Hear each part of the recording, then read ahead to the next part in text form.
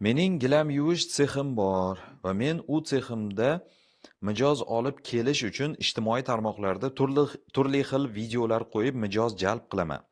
Shu videoda seximda yo'q jihozlar ko'rsatiladi, lekin mendagi jihoz ham shu ishni qiladi. Lekin mendagi jihoz aynan videoda ko'rsatilgan stanok yoki jihozlar emas.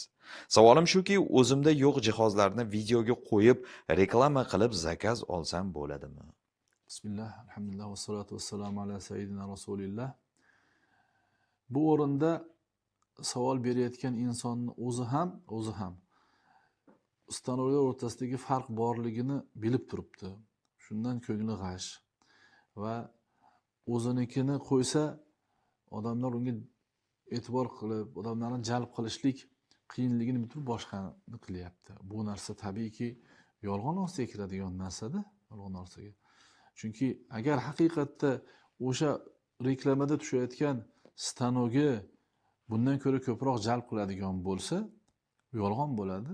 Unaqa qilib yolg'on bilan o'zini molini taqdim qilmaslik kerak. Kim bizni aldasa bizdan emas deganlar payg'ambarimiz sollallohu alayhi vasallam. Endi aytib qo'ysamchi degan narsa. Bu narsa bu mashaqqatni ko'tarib nima qiladi? Oldin noto'g'ri ish turibdi, noto'g'ri ishda saqlanish imkoni bor.